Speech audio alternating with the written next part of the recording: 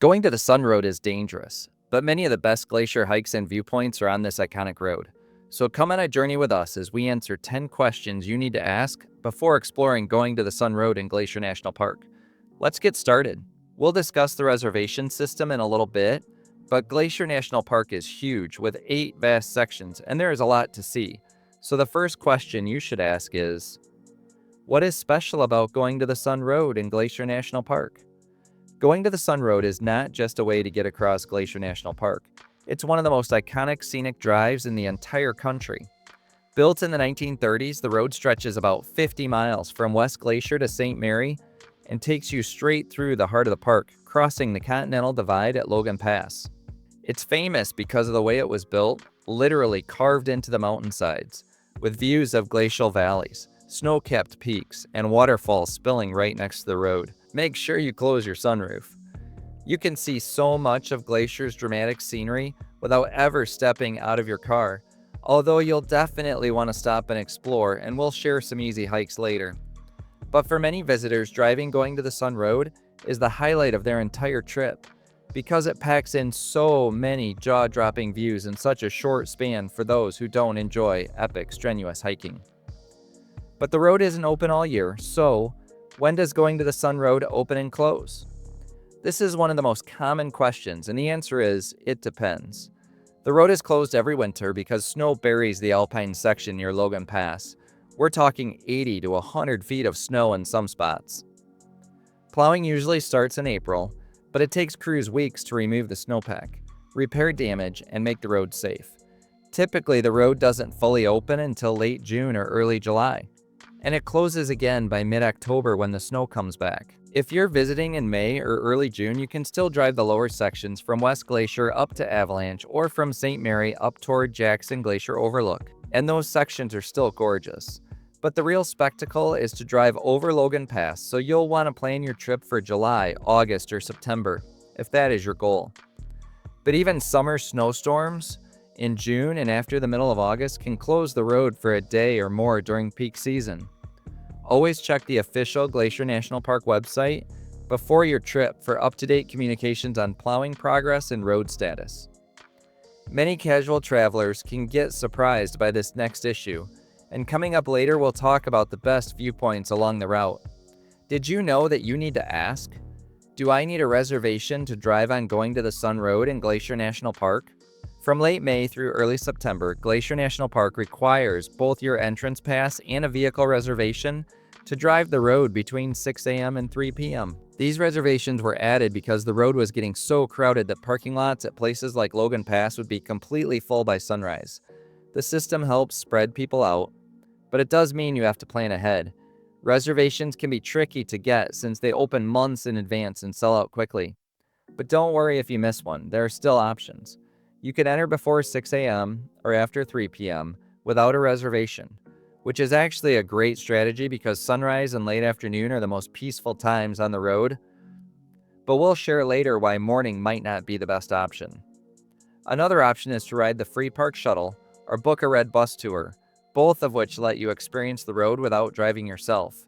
But these rules change, so again, check the NPS website to learn more. We'll put a link in our video description along with other resources for your trip. Read it now while you watch. Now that we are through the permit requirements, let's discuss the best stops, and later we'll give you some tips to drive going to the Sun Road safely. Where are the best stops along going to the Sun Road in Glacier National Park? This road is full of so many incredible stops that you'll never get to all of them in one trip. On the west side, Avalanche Creek is a perfect first stop.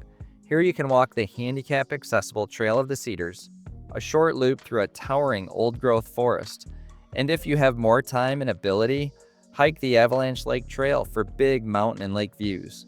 But bring your swimsuit, as there are pull-offs to Lake McDonald and the river that feeds into the lake for you to sun on the rocks and go for a swim. As you climb toward Logan Pass, the pullouts at places like the Loop, Big Bend, and Oberlin Bend offer some of the most photogenic views of the park. Logan Pass itself is the crown jewel. It's the highest point on the road and the starting point for both the Highline Trail and the Hidden Lake Overlook Trail, two of the most iconic hikes in Glacier National Park. On the east side, you'll find Jackson Glacier Overlook, one of the few places you can still see a glacier from the road, and the short hike to St. Mary and Virginia Falls, where you can stand right next to roaring waterfalls. Every turn and pullout has something new, so the best tip is to give yourself time to stop often and take it slow. Every good national park video needs a dad joke. Since we're on Going to the Sun Road, where you can see a variety of wildlife, what kind of car does a bighorn sheep drive? A Lamborghini. Perfect for navigating the twists and turns of Going to the Sun Road in Glacier National Park. Okay, back to the list. And how long does it take to drive Going to the Sun Road in Glacier National Park? If you were to drive straight through without stopping, it would take about 2 hours to cover the 50 miles. Double the time to 4 hours if you need to make it a round-trip adventure. But the real magic of Going to the Sun Road is in stopping, getting out, and taking your time. Most people spend half a day to a full day on the road, depending on how many hikes they do. For example, you could make it a short half-day trip by just driving the road and stopping at a few overlooks. Or you could turn it into a full day by hiking Avalanche Lake in the morning, enjoying the drive up to Logan Pass, then taking the short Hidden Lake Overlook Trail before continuing to the east side. If you're a serious hiker, pairing the Highline Trail with the drive will easily fill your entire day.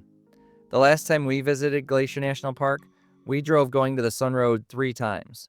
The bottom line is, don't treat this road as a highway to get from point A to point B. Treat it as an experience in itself. Before we get to the next question, do you explore national parks from your car, or would you rather get out and hike? Join the conversation in the comments today and let us know.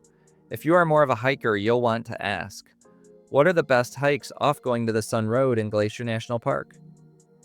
Some of Glacier's most famous hikes start right from Going to the Sun Road and are the most popular. Avalanche Lake is a crowd favorite because it's only a few miles and gets you to a stunning alpine lake surrounded by waterfalls. But to get to Avalanche Lake, you must hike Trail of the Cedars, which is flat and accessible, making it great for families or anyone who just wants a quick taste of Glacier's lush forest. At Logan Pass, the Hidden Lake Overlook is a must.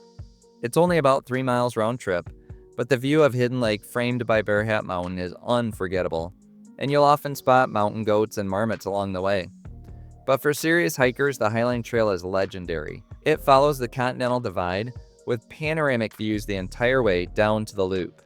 On the east side, the St. Mary and Virginia Falls hike is perfect if you love waterfalls, and it's a great option for a family-friendly walk. But parking is limited. Whether you're looking for a quick stroll or a multiple-day adventure, this road has more than most can handle. Next is a question you better ask ahead of time, and later we'll give you some tips to make the most of your time on Going to the Sun Road. Can RVs or large vehicles drive Going to the Sun Road in Glacier National Park? Not the entire road. Because the alpine section is narrow and winding with steep drop-offs, there are strict size restrictions. Vehicles longer than 21 feet, wider than 8 feet, or taller than 10 feet are not allowed between Avalanche Creek and Rising Sun. To put it in easy terms, no, you can't drive large vehicles on the best part of Going to the Sun Road. In fact, the road is so narrow that the National Park Service requires full-size pickup trucks to pull in their side mirrors. But it wasn't policed. If you're in an RV, towing a camper, or driving a bus, you'll have to park at one of the visitor centers or campgrounds and use the shuttle or a guided tour to experience that section. The good news is the road was designed for smaller vehicles anyway. Driving something compact makes it much easier to navigate the curves and pullouts. Many RV travelers choose to set up camp and then rent a car or hop on a tour to fully enjoy the road. We only saw Class B camper vans or normal passenger vehicles on Going to the Sun Road during our trip. Are you liking this question and answer format? We share all of our adventures in this way to help you plan your first trip. Subscribe now so that the next time you search Glacier National Park or another place we've been to, our videos show up at the top of your search results. Okay, back to the list. And how difficult is Going to the Sun Road to drive in Glacier National Park? Going to the Sun Road is safe when nobody else is on it, but it can feel intimidating if you're not used to mountain roads. What makes the road dangerous are people distracted by the views, scared about hitting the cliff or falling off the cliff, and those that are in a hurry. Some sections are carved right into the cliffside, with steep drop-offs and no guardrails, especially near Logan Pass. That said, the speed limit is low, usually between 25 and 45 miles per hour, and the road is well maintained. There are frequent pullouts where you can let faster drivers pass or stop to take in the view. If you're nervous about the drive, you can always ride the free shuttle or book a red bus tour. That way, you get to sit back, enjoy the scenery, and let someone else handle the curves. The most important tip is to go slow, stay alert, and don't let the drop-offs distract you. There will always be safe places to pull over and admire the view. If you plan to drive the road more than once, it is also a good idea to switch drivers so that everyone has the chance to enjoy the views while another is safely focused on the road. When is the best time of day to drive going to the Sun Road? Some say the number one tip is to start early. If you enter before 6 a.m., you skip the vehicle reservation requirement. You'll have a much easier time finding parking at places like Logan Pass, and you'll catch some of the best light for photography, unless the weather is bad. We drove up to Logan Pass early to hike Highline Trail and get those photos and almost stopped dead on going to the Sun Road because pea soup fog prevented us from seeing 5 feet in front of our truck. Here are photos from Logan Pass 2 hours after we parked. Wildlife like mountain goats, bighorn sheep, and even bears are also more active in the early morning. But the only wildlife we saw next to the road were bighorn sheep in the middle of the day. More important is that bicyclists like to ride in the morning. If you're impatient, hanging behind a bicycle waiting for a safe place to pass will set you off. But if you wait until later, you may find different colors and beautiful sunsets. So timing is unique for each traveler based on what they want from their day. But if you pair the drive with 1 or 2 hikes to really experience the park, Avalanche Lake and Hidden Lake Overlook are great choices if you want to experience this section of the park in one day. The Highline Trail is perfect for an all-day challenge that will leave no time for anything else. Pack food, snacks, and water since there are no restaurants along the road, and bring layers because the temperature can be 20 to 30 degrees cooler at Logan Pass than down at Lake McDonald. To learn more about Glacier National Park, watch this video next.